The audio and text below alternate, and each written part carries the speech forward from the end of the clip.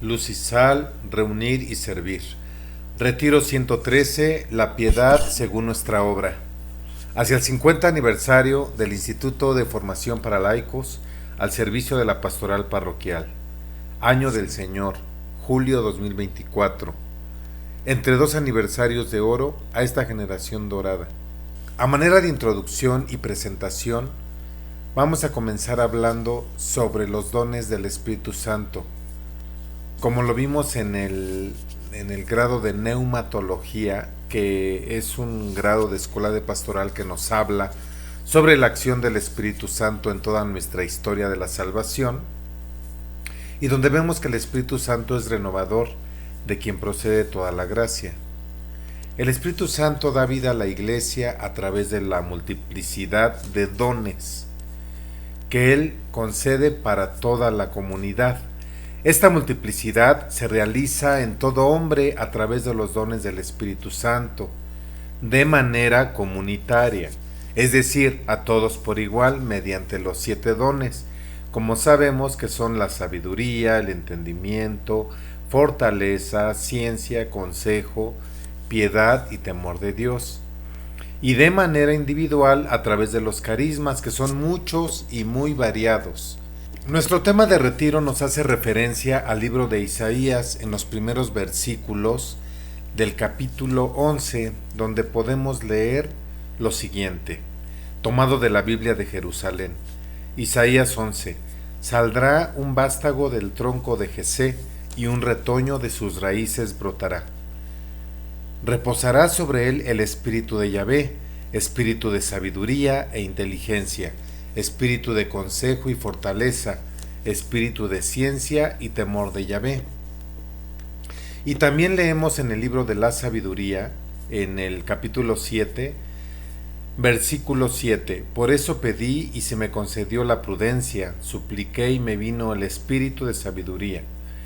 Después leemos en el versículo 22, pues hay en ella un espíritu inteligente, santo, único, múltiple, sutil, ágil, perspicaz, inmaculado, claro, impasible, amante del bien y agudo.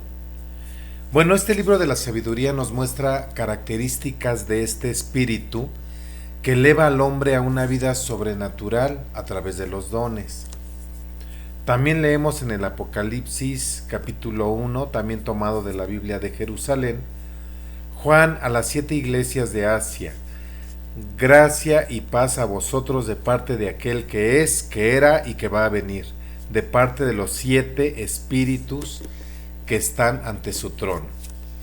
Bueno, pues a manera de reflexión, vemos que este texto original de Isaías nos habla solo de 6 espíritus o dones, pero la traducción de los 70 y más tarde la traducción latina hecha por San Jerónimo, al introducir el término de pietas, vio aquí 7 dones, quizá por la importancia del número 7 y porque en otros lugares de la Sagrada Escritura se habla también de una manera metafórica, como explícitamente de 7 espíritus de Dios, como acabamos de leer en el Apocalipsis.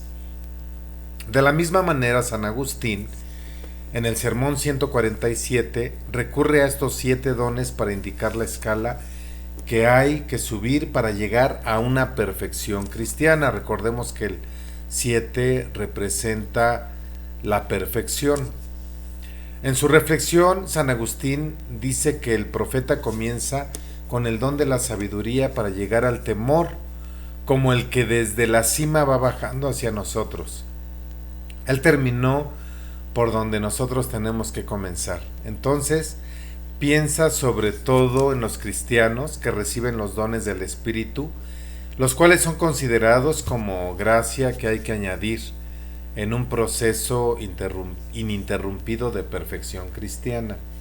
Santo Tomás y otros demás teólogos y catequistas han sacado del mismo texto del libro de Isaías la indicación para una distribución de los dones con miras a la vida espiritual, proponiendo ante todo, por ejemplo, que el don de la sabiduría es mediante el cual el Espíritu Santo Ilumina la inteligencia, haciéndonos conocer las razones supremas de la revelación y de la vida espiritual, y formando en ella un juicio sano y recto sobre la fe y la conducta cristiana de hombre espiritual.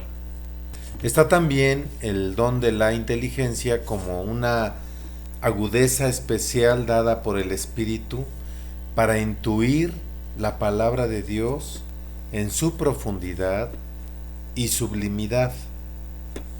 El don de ciencia también es la capacidad de ver y determinar con exactitud el contenido de la revelación y la distinción entre las cosas y Dios en el conocimiento del universo.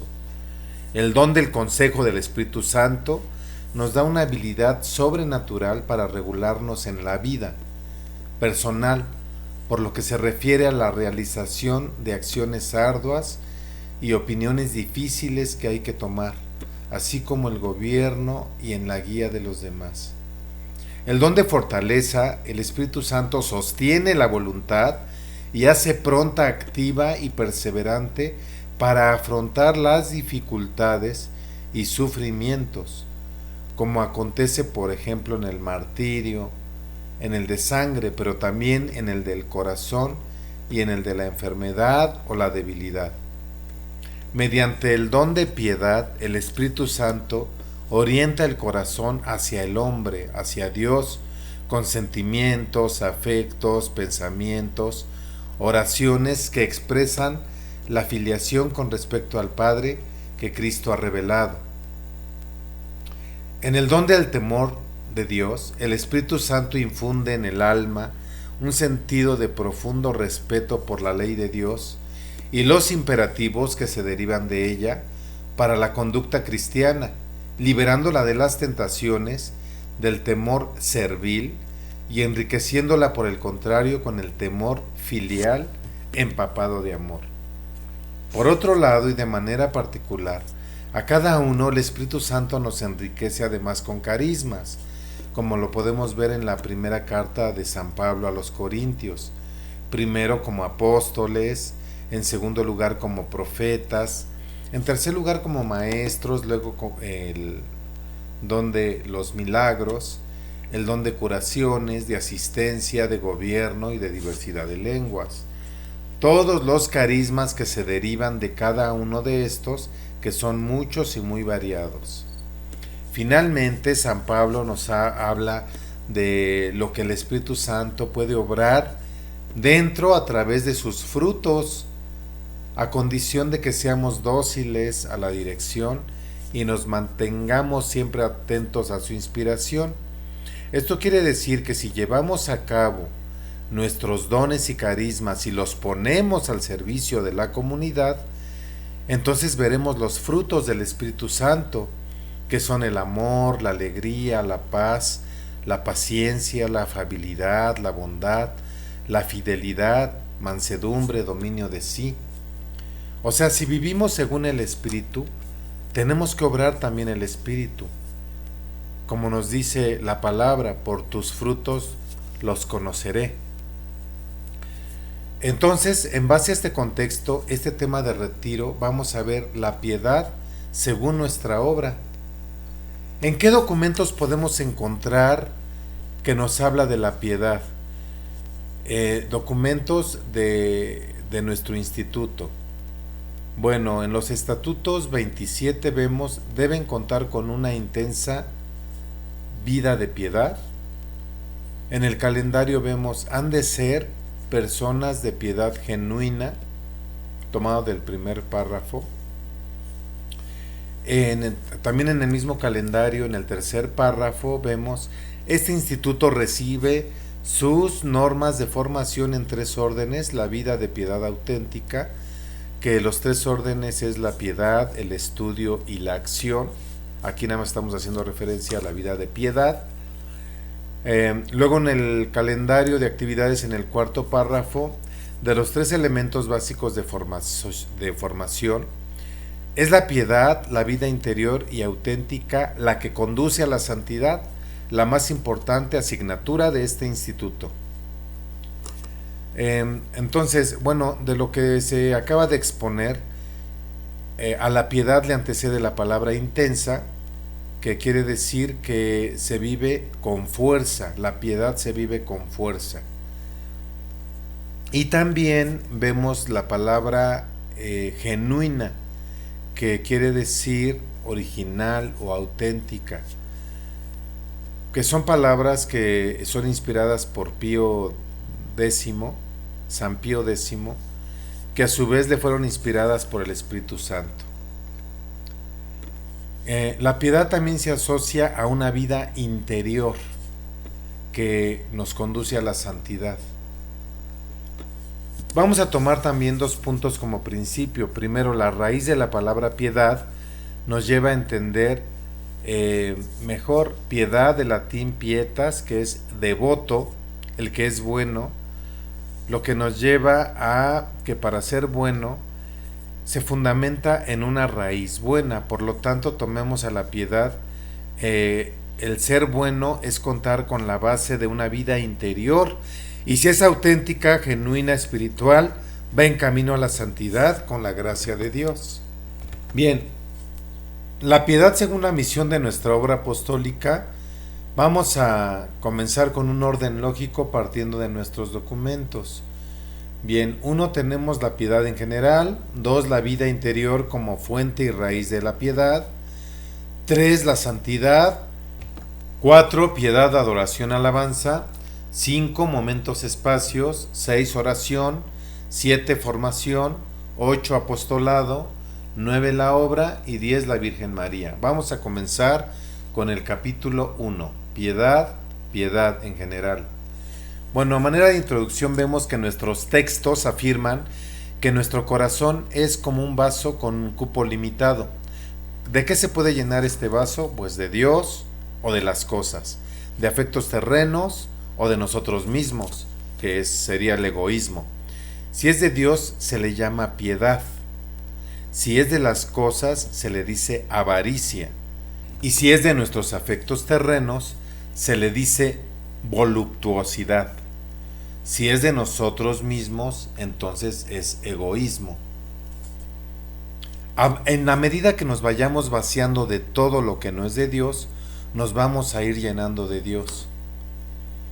Bien, en el número 2 nos habla que el Espíritu Santo, como dice San Juan Pablo II, nos recuerda que son conocidas estas virtudes en la historia de la espiritualidad como los 7 dones del Espíritu Santo. Y de estos dones, uno de ellos es la piedad. Efectos de la piedad en nosotros, San Juan Pablo II afirma que mediante ella el Espíritu sana nuestro corazón de todo tipo de dureza y lo abre a la ternura para con Dios y para con nuestros hermanos, como lo vemos en el 9º grado de nuestro instituto. Nuestra obra, de aquí que no es posible que vivamos sin atender a un servicio, porque el servicio es fruto de esta caridad. La vida interior del cristiano se sostiene a través de la piedad, del estudio y de la acción, y esta con sentido de servicio. La vida de piedad se alimenta por los sacramentos, como nos dice la última lección del 13º grado, que nos dice: hermano, que eres constituido dirigente de cristiandad. A eso vinimos a la escuela de pastoral, a instalar el reino de Dios, primero nosotros mismos, luego nuestros hermanos. A eso hemos venido, a tratar de ser santos antes que ser versados en religión, según te fue advertido el primer día de tu primer grado. Bueno, pues entonces también hablemos de los impíos, los que no son piadosos, los que no dejan de actuar en lo malo, porque el malo siempre está haciendo algo por su causa. Pero sin embargo aquí nos referimos a los buenos. El bueno es más intermitente. El bueno puede hacer el bien, pero también puede no hacer el bien. La piensa en muchas ocasiones. Esa es la gran diferencia, por lo que una vida de piedad es un estado del alma, no tanto una serie de actividades. Bien, hemos visto aquí entonces en esta parte la piedad en general, y en el capítulo 2 vamos a ver la piedad como vida interior. San Juan Pablo II llama a la vida interior espíritu cristiano, lo que está acorde con la doctrina paulina entendida como vida según el espíritu. La vida espiritual profunda es la llamada vida interior. Para nuestra obra la llamamos vida de piedad auténtica. En el posgrado 2 le llaman espiritualización, que significa no solo que el espíritu dominará al cuerpo, que impregnará plenamente al cuerpo y que las fuerzas del espíritu impregnarán las energías de nuestro cuerpo. Bien, la naturaleza de la vida interior, este término no indica un lugar sino una condición de vida. Como nos dicen nuestras lecciones del 14 al 19 de segundo grado del instituto, donde nos hablan sobre cómo nuestra vida no solamente es material, sino también espiritual. En el número 3, Dios, fuente de vida interior. Dios es fundamento, culmen de una vida interior. ¿Por qué? Porque muchas veces nos basamos únicamente como directores de escuela de pastoral en una técnica de educación y nos olvidamos de la ciencia de Dios, que por mucho que se quiera adelantar en la vida espiritual mediante normas y principios, no se avanzaría nada si nos basamos únicamente en la técnica. ¿Por qué? Porque necesitamos algo más allá de una vida sobrenatural que nos lleve a un estado de gracia. Necesitamos una vida interior, sí, y este papel específico de los seglares en la iglesia exige una profunda vida espiritual.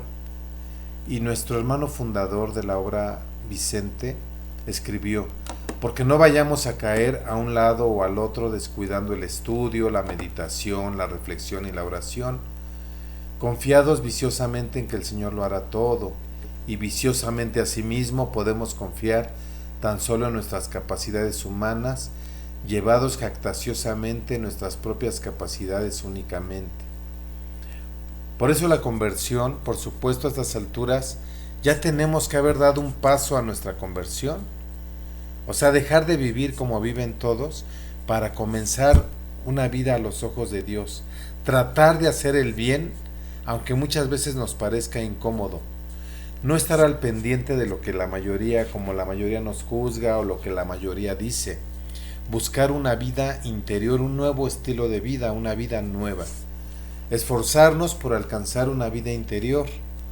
Es como el atleta que se prepara constantemente para correr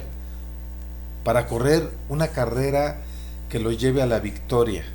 Pero para llevarlo a la victoria se tiene que privar de todo. Pero esta carrera de la que hablamos es un esfuerzo, pero para una vida eterna. Y no es una corona corruptible, es una corona incorruptible. Por eso nos decía San Pablo: así pues yo corro, no como a la aventura, y ejerzo el pugilato, no como dando golpes en el vacío, sino que golpeo mi cuerpo y lo esclavizo, no sea que habiendo proclamado a los demás resulte yo mismo descalificado. Efectos de una vida interior en nosotros. Se refleja en la paciencia, en la benevolencia hacia los demás, vistos y tratados con simpatía y comprensión. Fruto de contar con una vida interior auténtica, como lo vimos en la lección 16 del tercer grado, en donde decimos: el espíritu que anima al trabajo evangélico es un árbol magnífico y por tanto sus frutos, que constituyen la vida interior del apóstol, deben de ser de primera calidad.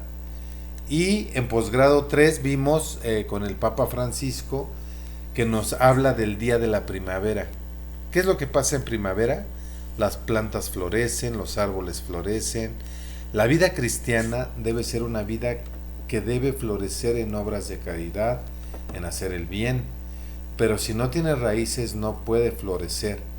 ¿Y la raíz quién es? Jesús. Si no estás con Jesús, allí en la raíz no florecerás. Si no riegas tu vida con la oración y los sacramentos, ¿tendrás flores cristianas? No, porque la oración y los sacramentos riegan las raíces y nuestra vida florece. Capítulo 3. Piedad, santidad. La exhortación para ser santos, aquí San Pedro ve como remedio al pecado el cambio que se realice de nuestra conducta. Claro, como nos dice el libro de Levítico, así como el que os ha llamado es santo, así también vosotros sed santos en toda vuestra conducta, como dice la Escritura. Y también en la primera carta de Pedro, seréis santos porque santo soy yo. Bueno, nuestro calendario también nos reafirma que la vida de piedad y la vida interior auténtica conduce a la santidad, la más importante asignatura de este instituto. San Juan Pablo II nos define la santidad con un pensamiento de San Pablo, que es un estado más bien que una acción. Según la concepción bíblica, tiene ante todo carácter ontológico y también moral.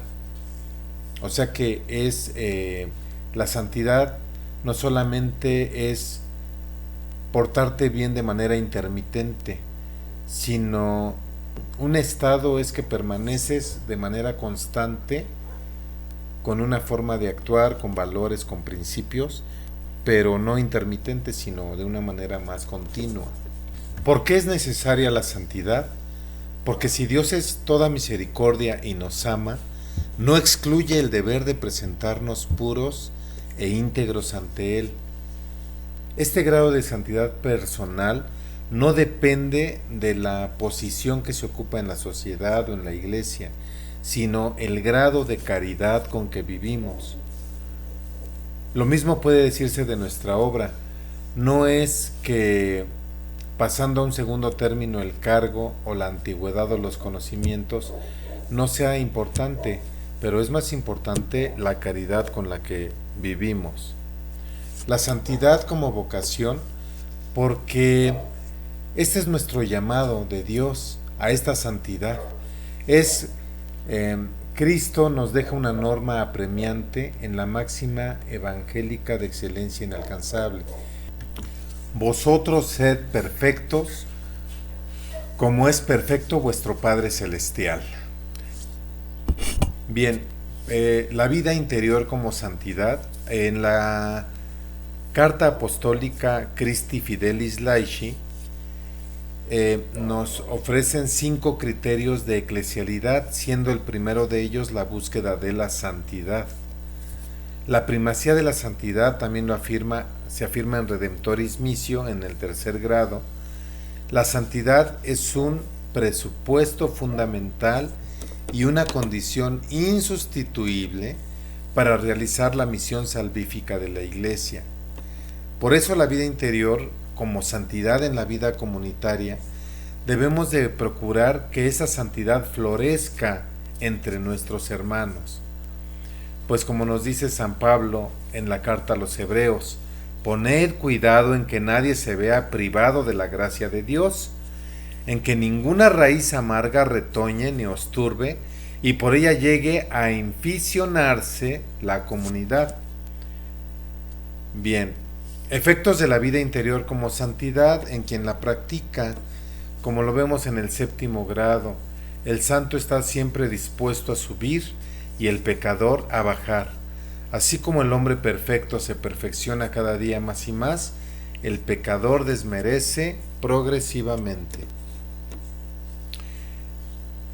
Ese deseo verdadero de adquirir esa virtud lo vemos en el 12º grado del instituto. Es necesario suscitar en cada fiel un verdadero anhelo de santidad, el deseo de convertirse y de tener una renovación personal en un clima de oración cada vez más intenso y de solidaria acogida del prójimo, especialmente del más necesitado.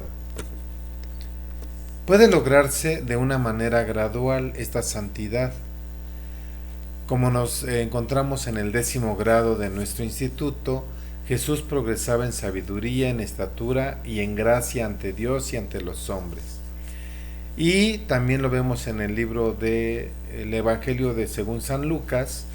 De modo análogo se puede también hablar del crecimiento en la santidad, en el sentido de una manifestación y actuación de aquella fundamental plenitud de santidad con que Jesús vino al mundo y se manifiesta en nosotros. O sea, nos están invitando a ser escrupulosos, o sea, perfectos, o bueno, cada vez más perfectos. Dichoso es, dice San Jerónimo, el que se santifica cada día progresando y no considera el bien o el mal que ayer hizo, sino en todo el bien que tiene que hacer hoy para adelantar de forma que lo escuchado pase en la vida cotidiana. Capítulo 4. Piedad, adoración, alabanza. Es fundamental la relación con Dios como un ofrecimiento de nuestra vida, tal como nos lo dice nuestra lección 33 y la de 18 de segundo grado, con los 4 fines ya conocidos de la adoración, el sacrificio, la oración y el agradecimiento. La adoración a Dios, rendir culto a Dios, es la función suprema de la Iglesia, amarlo con toda nuestra vida, con todo nuestro ser, con todo nuestro corazón y además con testimonio. Adoración a Dios Padre, porque Él es el que nos crea y es nuestro último fin, a quien vamos.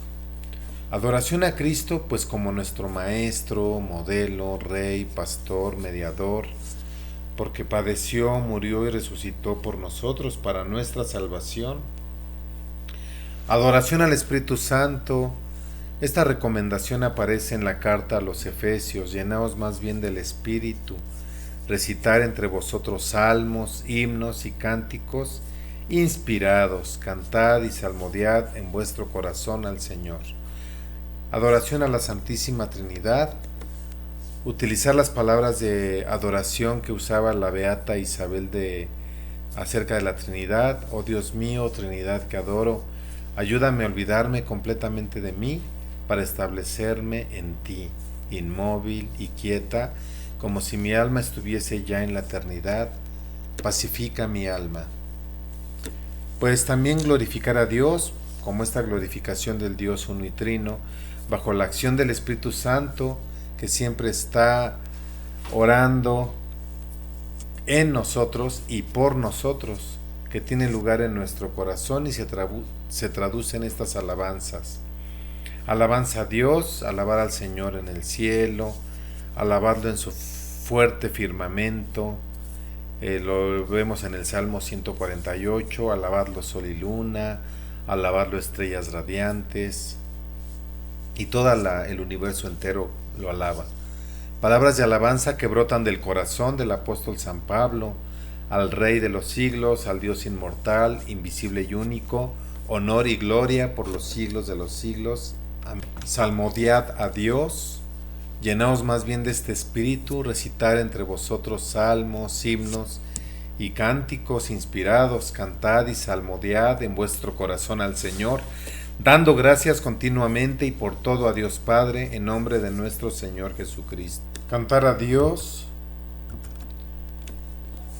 El alma que ama a Dios se expresa en las palabras y fácilmente también en el canto, como ha sucedido siempre en la Iglesia desde las primeras comunidades cristianas. Y los cantos y de los sonidos en la liturgia de la Iglesia sirven para excitar el afecto con relación a Dios. Nos lo dice Santo Tomás en la Suma Teológica. Gozo por Dios.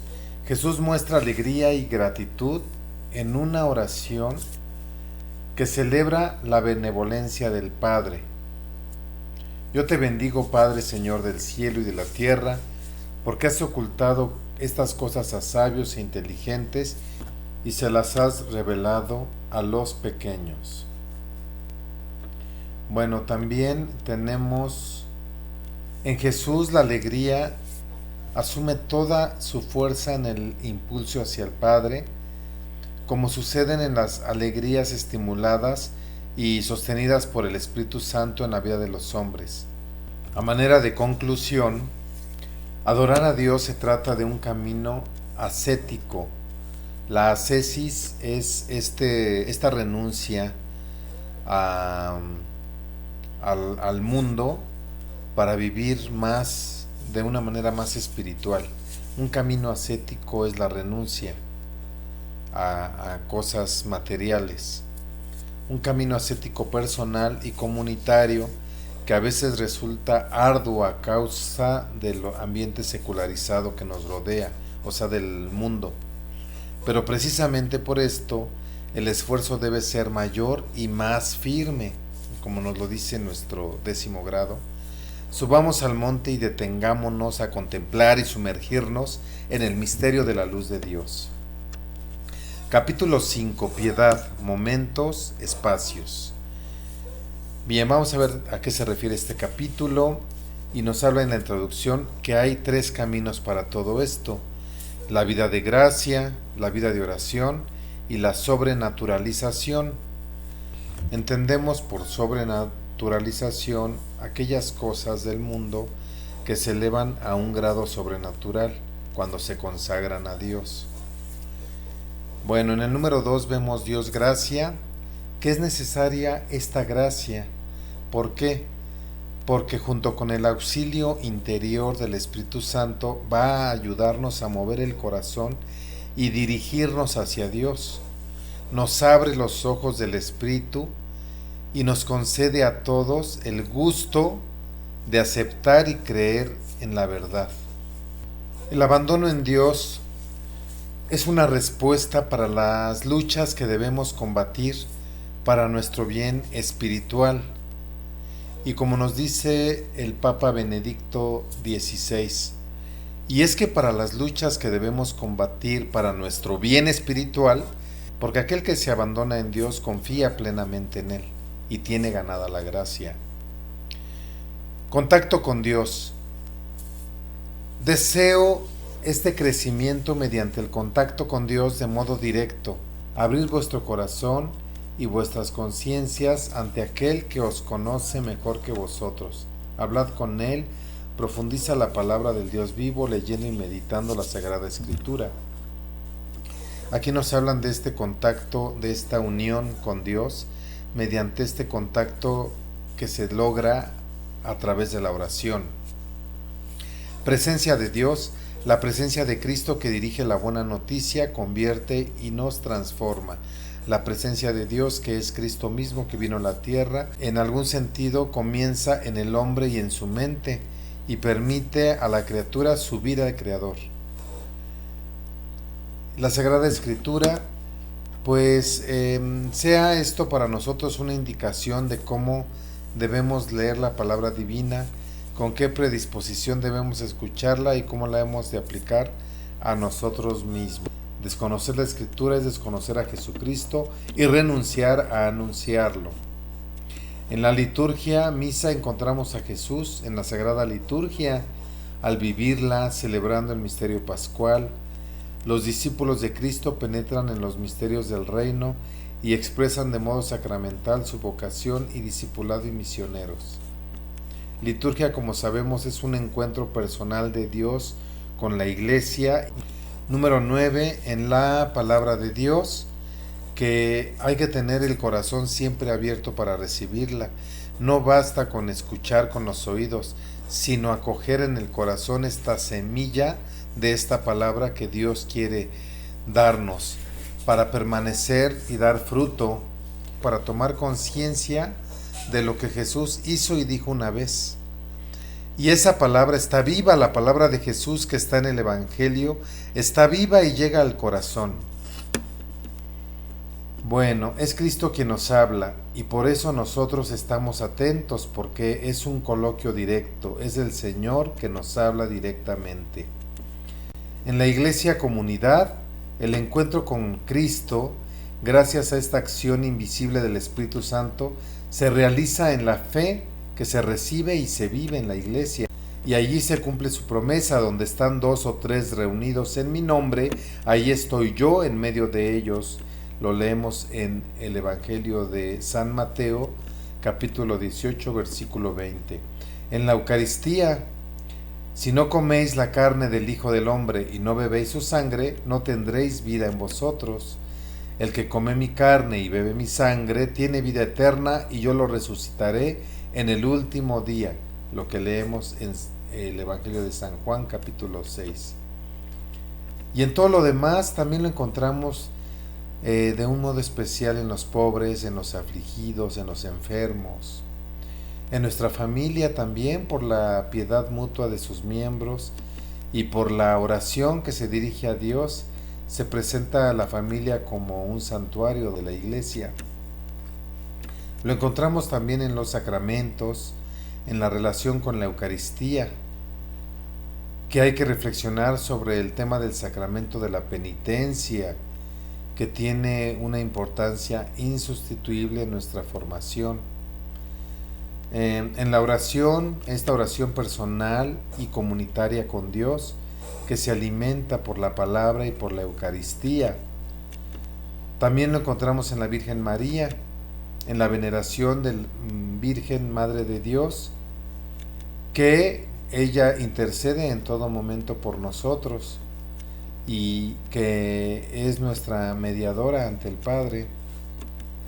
En el silencio también, al recogerse con Él en un momento de silencio, para hacerse conscientes de que están en la presencia de Dios y que emergen del corazón de cada uno las intenciones personales con las que participamos en misa. Nos dice la oración de Dionisio el Areopagita: es en el silencio donde se aprenden los secretos de esta tiniebla, que brilla con la luz más resplandeciente. A pesar de ser perfectamente tangible e invisible, colma con esplendores más bellos que la belleza las inteligencias que saben cerrar los ojos.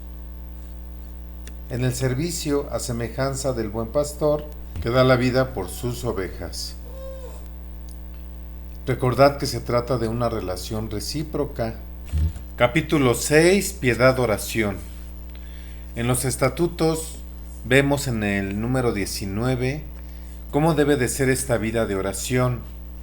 La oración es esencial, es la primera forma como se manifiesta la vida interior y la más excelente.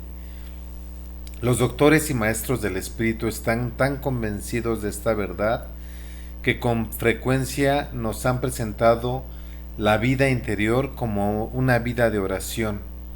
La iglesia debe de orar para tener siempre esta relación con Dios. Es necesario acordarse de Dios más a menudo que respirar, pero no se puede orar en todo tiempo si no se ora con particular dedicación en algunos momentos. Son los tiempos fuertes de la oración cristiana en intensidad y duración. Las formas de oración pues pueden ser muchas y muy diferentes, pero esta oración es indispensable tanto en nuestra vida personal como en nuestro apostolado. Y gracias a una intensa vida de oración podemos encontrar esta energía y este valor para afrontar las dificultades y los obstáculos, el equilibrio, la capacidad de iniciativa, de resistencia y de recuperación. Oración a Dios, como esta ternura con la que Dios se nos ha mostrado siempre, con esta relación filial de padre e hijo. Una oración al Padre en la cual Jesús nos enseña a orar y a referirnos a Él en este encuentro con un Dios siempre vivo. Jesús nos enseña cómo es realmente posible estar con el Padre y nos lo demuestra con su oración. También podemos ver en los evangelios cómo Jesús se retira a lugares apartados para orar. Los discípulos, al ver esta íntima relación con su Padre, También ellos sienten el deseo de participar y le preguntan: Señor, enséñanos a orar. Oración a Jesús, porque Jesús, aun estando inmerso entre la multitud, siempre permanece entregado a la oración. Oración al Espíritu Santo. También, como vemos en la carta a los romanos, el apóstol muestra con palabras sumamente penetrantes que el Espíritu viene en ayuda de nuestras flaquezas.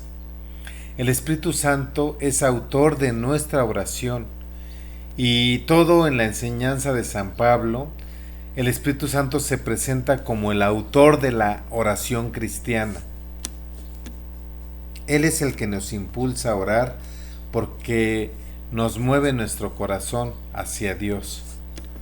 Efectos de la oración: al orar cada uno se recoge en sí mismo. El desarrollo necesita cristianos con los brazos levantados hacia Dios en oración, cristianos que sean conscientes de este amor lleno de verdad. Vamos al capítulo 7, piedad, formación. ¿Por qué es importante la formación espiritual? Como nos dice un ideal de nuestra obra, la formación espiritual ha de ocupar un puesto privilegiado en la vida de cada uno, creciendo ininterrumpidamente en la intimidad con Jesús. Por eso es importante fomentar nuestra vida interior, sobre todo en nuestra formación espiritual, en nuestros alumnos y dirigentes.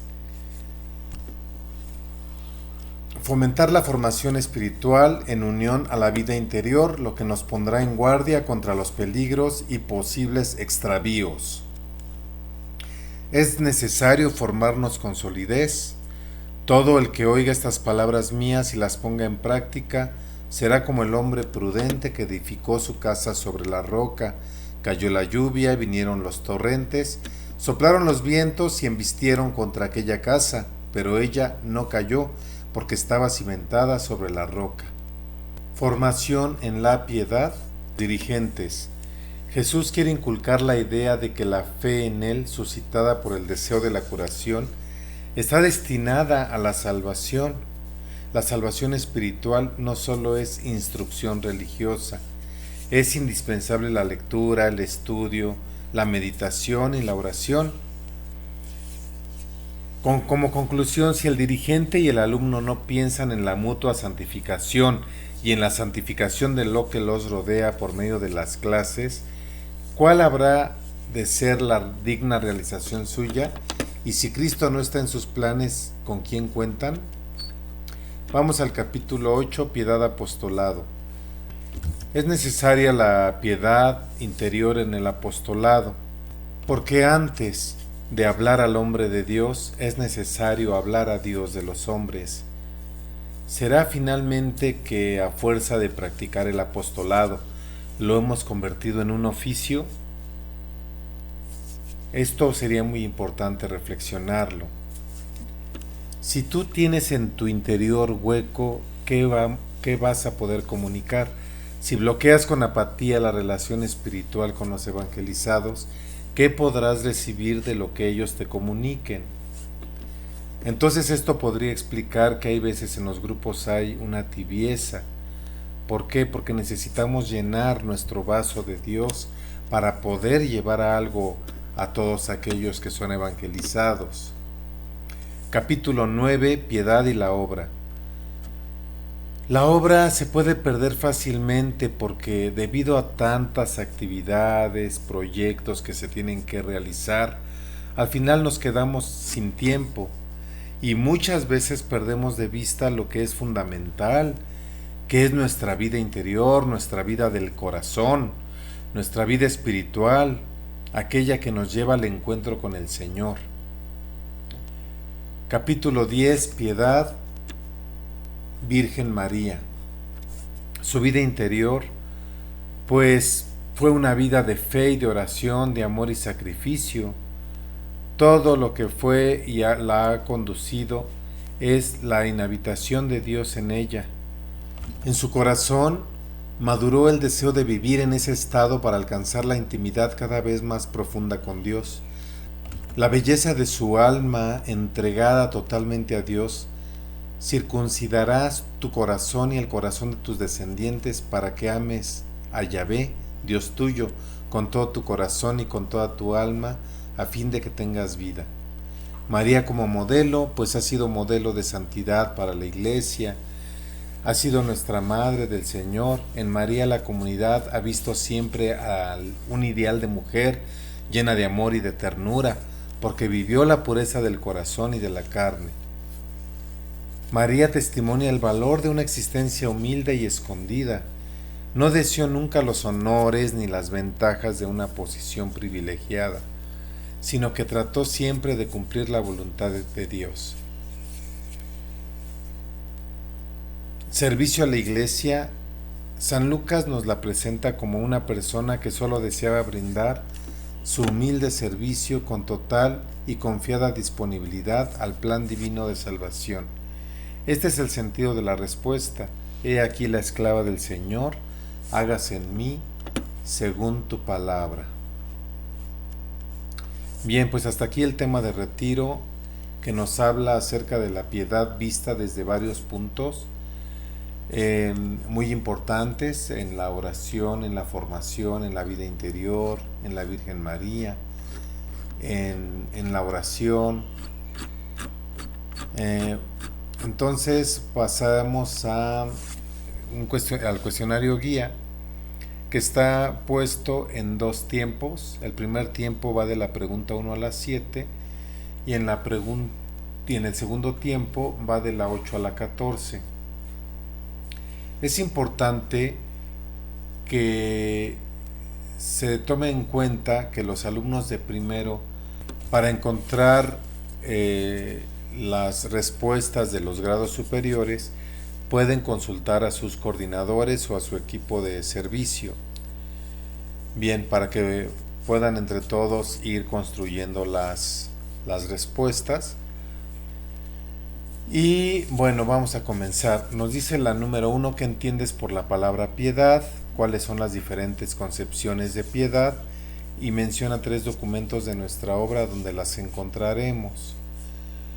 Bueno, por la palabra piedad, como sabemos por su etimología, viene de pietas, una palabra latina que significa devoto o bueno.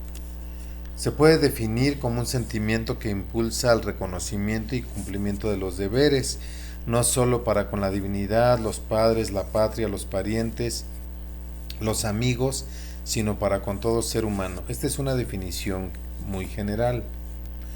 Pero también nos da otra acepción: virtud que inspira por el amor a Dios, tierna devoción a las cosas santas y por el amor al prójimo, actos de amor y compasión. Bueno, pero yéndonos más a nuestro tema, el don de piedad del Espíritu Santo es el que orienta el corazón del hombre hacia Dios, con sentimientos, afectos, pensamientos, oraciones que expresan la filiación con respecto al Padre que Cristo ha revelado. Hace penetrar y asimila el misterio del Dios con nosotros, especialmente en la unión con Cristo, Verbo encarnado, en las relaciones filiales con la bienaventurada Virgen María, en la compañía de los ángeles y santos del cielo y en la comunión con la Iglesia. Y pues algunas de las referencias en estos documentos los encontramos al inicio de nuestro tema de retiro, pero ustedes pueden buscar más en el material que tienen, o pueden consultar con sus coordinadores que están cursando seguramente diferentes grados, y ellos les pueden ampliar más esta pregunta número 1. Vamos a la pregunta número 2 y nos dice: siguiendo el ejemplo del vaso lleno y tomando como referencia lo que dice San Juan Pablo II y lo que vivió Santo Tomás Moro, ¿cómo se lleva a cabo en ti y cómo hacemos que permee hacia los demás miembros de la obra? Aquí es importante tomar la parte que viene de nuestro tema de retiro, que dice que Santo Tomás Moro fue primer ministro de Inglaterra durante el reinado de Enrique VIII, de quien fue víctima. Se agiganta cuando contemplamos en él al laico de una intensa vida interior o de piedad, conseguida a través de muchos años de oración, meditación, lectura y estudios espirituales, buenas obras y penitencia. Todo esto contribuyó a su formación espiritual hasta hacerlo capaz de superar la prueba del martirio con la alegría de quien corre al encuentro con Dios. ¿Cómo se lleva a cabo en ti y cómo hacemos que permee hacia los demás miembros de la obra? Pues realmente aquí habría que hacer una reflexión personal sobre nuestra vida interior. ¿Cómo es nuestra vida interior? ¿Realmente nos acercamos a los sacramentos? ¿Cómo estamos en la gracia? ¿Cómo estamos en la oración, en la meditación, en la lectura? Y pues si somos testimonio, pues cómo podemos hacer que los demás se impacten por nuestro testimonio, pero no por nuestras fuerzas personales, sino porque Dios es quien habita y el Espíritu Santo es quien mueve nuestro corazón, no tanto por atribuirnos nosotros el privilegio, ¿no? Sino que es Dios quien realiza su obra a través de nosotros. Bueno, aquí hay un ejercicio de reflexión personal. Vamos a la número 3. ¿Qué nos dice la última lección del 13º grado del Instituto de Formación para Laicos al Servicio de la Pastoral Parroquial? ¿Y a qué conclusión nos lleva? Bueno, pues yo recuerdo que en esta lección, al final, que siendo de Mariología, nos dice: el conocimiento de los misterios de Dios a tan alto grado adquiridos entraña el compromiso de difundirlos. Nos habla de la parábola de los talentos, que cómo es que Dios nos da a cada uno talentos y que pues los escondemos. Estos talentos que los tenemos que poner al servicio de los demás, al servicio de la comunidad, porque pues es Jesús el que nos envía al mundo a llevar su mensaje y nos da para eso talentos. Entonces, ¿realmente los enterramos o realmente los ponemos a la luz del mundo? Porque dice: sino para que desde un candelero puesto en alto ilumine toda la casa y que no quede debajo de la cama, ¿no? Entonces, ¿a qué conclusión nos lleva? Pues que no solamente estamos estudiando los cursos diferentes que nos otorga la escuela de pastoral, pues para dejarlos debajo de la cama escondidos o para ocultarlos en algún lugar recóndito, sino para ponerlos al servicio de los demás. Y realmente lo hemos hecho. El amor de Cristo nos apremia hasta que Cristo se forme en ustedes. Ninguno estamos en excepción por ningún motivo. O sea, Cristo se va a ir formando, Cristo va a ir creciendo y nosotros vamos a ir disminuyendo. Que sea Cristo el que se forme en nosotros y que sea Él el que nos envíe a llevar este mensaje. En la pregunta número 4, consulta las lecciones de la 14 a 19 de segundo del Instituto y explica la naturaleza de la vida interior, hacia donde nos lleva, tomando como referencia el capítulo 2, número 8, floreces y cómo está tu raíz. Bueno, el segundo grado, que nos habla la primera parte todo de la vida interior, nos habla que existe dentro de nosotros una realidad invisible, que no es perceptible a nuestros sentidos. Esto le da el valor a nuestra vida, un valor más allá de la vida natural, nos da un valor sobrenatural, que es esta acción de Dios que actúa sobre nosotros a través de la gracia para nuestra salvación.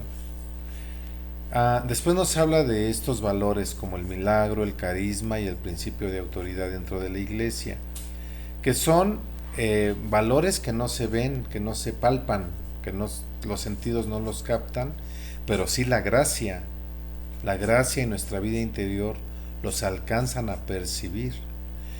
San Pablo también nos habla de carismas y dones del Espíritu Santo que nos otorga a diversos individuos sin explicación posible sobre la razón de que para ellos sean elegidos por Dios, ya que la elección no obedece a su grado de perfección, pues ya lo dijo Cristo, el Espíritu sopla donde quiere y oye su voz, pero no sabes de dónde viene ni a dónde va. Con todos estos carismas son dispensados a los miembros de la Iglesia, no para provecho personal suyo, lo que decíamos en la pregunta anterior, sino para beneficio de la colectividad. Entonces, es parte de nuestra vida interior todo esto, que si no nos acercamos a este estudio de, de vida interior, de santificación, pues no los vamos a entender con tanta facilidad. Bueno, que aún así es complicado y entonces pues más o menos lo tratamos de entender. Pues bien, el don supremo de Dios, el valor más excelso dentro del misterio que el Señor nos dispensa es la gracia. Floreces pues solamente aquel que se deja inspirar por el Espíritu Santo es capaz de dar fruto a través de la vida interior. Ahora, ¿cómo está nuestra raíz? O sea, ¿cómo está nuestra vida interior? Habría que hacer un ejercicio de análisis y de reflexión en nuestra vida para poder contestar esta pregunta número 4. Y nos vamos ahora a la pregunta número 5. Aquí se pueden todavía, las lecciones de la 14 a las 19 están muy, muy enriquecedoras. Te puede todavía ampliar mucho esta respuesta.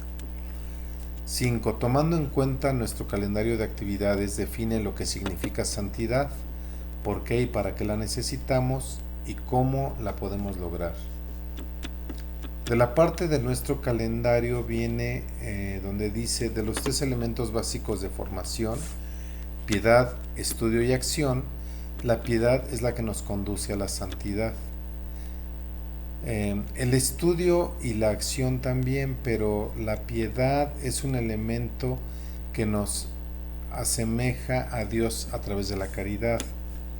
Siendo los elementos básicos que como cimiento de vida ha de poseer el dirigente cristiano, los que en el párrafo define el Santo Pontífice, este instituto resume sus normas de formación en 3 órdenes, lo que ya veíamos: la vida de piedad auténtica, el estudio profundo de las cosas de Dios y una actividad apostólica que sea para quien se está formando el fruto consecuente a su actitud de vida y a los conocimientos que va adquiriendo. Bueno, pues entonces aquí, ¿para qué necesitamos esta formación y cómo la podemos lograr? Pues siendo perseverantes y humildes y dóciles a la acción del Espíritu Santo en nosotros. Bueno, pues aquí también se invita a seguir complementando la respuesta. La número 6, esto solamente es un referente, no es la respuesta, solamente es un referente y se puede tomar como base, si se desea tomar como base, o si no, pues también se puede ir ampliando. Tomando como referencia el capítulo 4, número 4, ¿por qué consideras que es fundamental la relación con Dios como ofrecimiento de nuestra vida? Menciona con qué fines y describe cada uno y cómo lo llevas a cabo en tu diócesis, región, centro y grado. El número 4 nos habla de la alabanza a Dios. Este Salmo 148, que es muy hermoso, nos habla sobre alabad a Dios en el firmamento, alabadlo sol y luna, alabadlo estrellas radiantes y todo el universo completo, que alaba siempre a Dios y le da gracias por la vida y por todo lo que nos da. Palabras de alabanza que brotan del corazón del apóstol San Pablo, al Rey de los siglos, al Dios inmortal, invisible y único, honor y gloria por los siglos de los siglos. Amén. ¿Por qué es fundamental esta relación para nuestra vida? Porque si no vivimos en esta alabanza a Dios constante, podemos caer en la soberbia y podemos desviar nuestro camino. ¿Cómo lo llevas a cabo en tu diócesis, región, centro y grado? Pues eso ya depende de cada uno. cómo lleva a cabo esta alabanza a Dios a través del apostolado, cómo hacemos que estas palabras que brotan del corazón sean realmente en espíritu y en verdad para llevar a cabo nuestra acción apostólica. Bueno, en el número 7, en la introducción del capítulo 5 nos dice que hay 3 caminos. ¿Cómo llevas a cabo la vida de gracia? ¿Cómo se da la sobrenaturalización de nuestros actos? Bueno, como leemos en la introducción, nos dice que hay 3 caminos para todo esto: la vida de gracia, la oración y la sobrenaturalización de nuestros actos. Que ninguno de estos ingredientes puede faltar en nosotros y en nuestros hermanos. Realmente, ¿cómo llevamos la vida en gracia? La vida en gracia, ¿qué tanto frecuentamos los sacramentos? ¿Qué tanto nos permanecemos en una gracia habitual? ¿Qué tanto hacemos oración por las mañanas, a mediodía? Le damos gracias a Dios en la noche y en todo momento, en cada acción que hagamos. ¿Qué tanto lo hacemos? Y con respecto a la sobrenaturalización, ¿qué tanto nuestra vida cotidiana la llevamos a un plano sobrenatural? Comenzamos con la pregunta número 8, que dice: tomando en cuenta el capítulo 4 que habla el Estatuto 19, encontramos la vida de oración hacia donde nos lleva. ¿Cómo lo llevamos a cabo? ¿Somos personas orantes o somos loros? ¿Qué se logra con esto? No es un encuentro de museo, por eso contamos con el Espíritu Santo. ¿A qué conclusión nos lleva? Bueno, como veíamos en el capítulo 6, la oración es esencial. La oración es la primera forma cómo se manifiesta nuestra vida interior y la más excelente. Los doctores y maestros del Espíritu están tan convencidos de esta verdad que con frecuencia presentan la vida interior como vida de oración.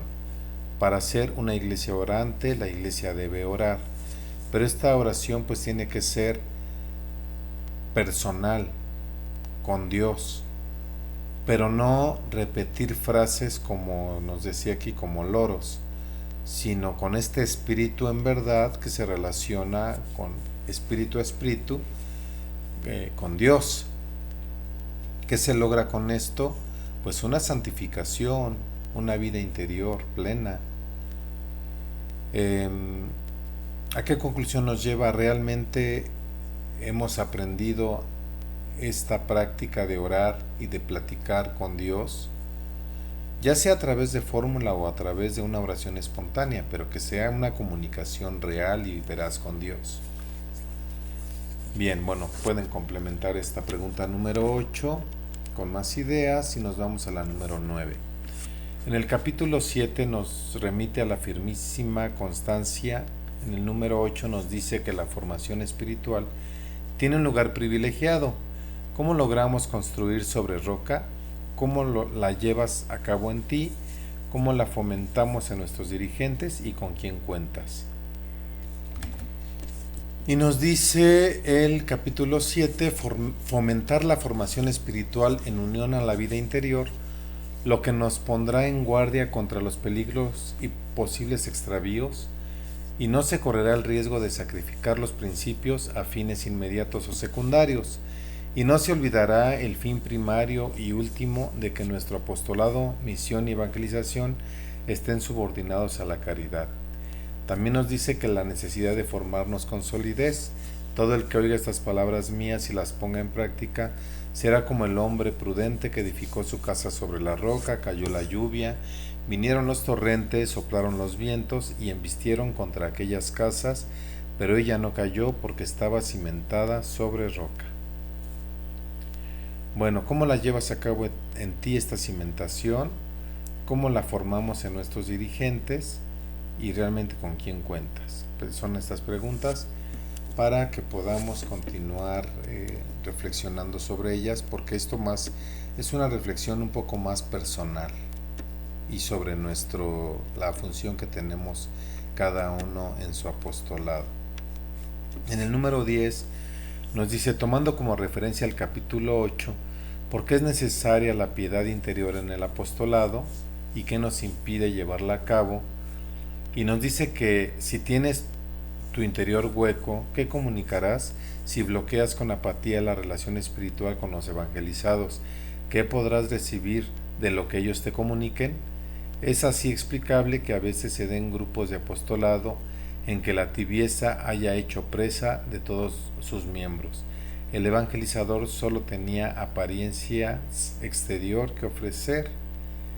Entonces, la piedad interior es la que se hace con amor, con una vida espiritual que se va fomentando pues día a día a través de la gracia. Pero si no se lleva a cabo, entonces podemos ser, como dice aquí, podemos caer en la tibieza. En la tibieza es que no hay una profundidad en nuestra vida interior y vivimos un poco de una manera superficial, con una apariencia exterior.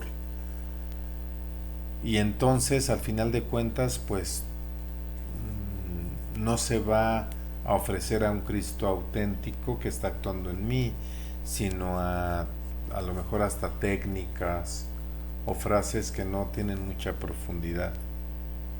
Bueno, en la número 11 dice: muchas veces a nuestros dirigentes los llamamos y no nos escuchan como las ovejas al pastor. ¿Qué me falta o qué me sobra como evangelizador? Esto lo hemos convertido en un oficio.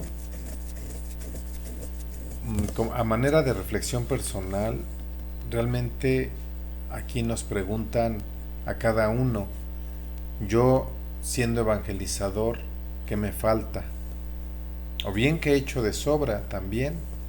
A lo mejor he hablado de más, a lo mejor no he dejado que los demás se formen, a lo mejor me ha faltado caridad, testimonio de vida, a lo mejor he criticado mucho, no sé, cada uno tiene en su interior esa respuesta y habría que buscarla.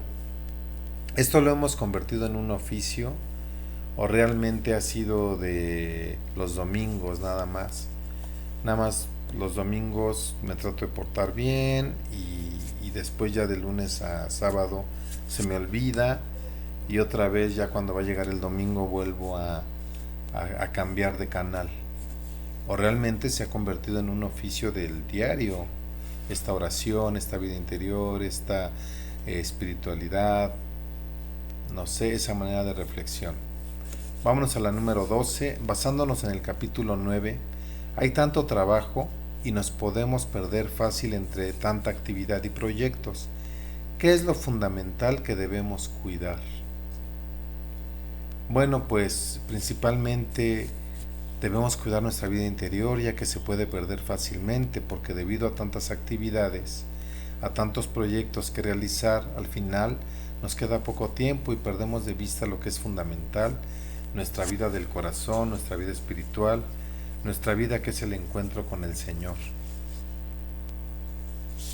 En la número 13 nos dice: en nuestra época hay modelos de personas femeninas.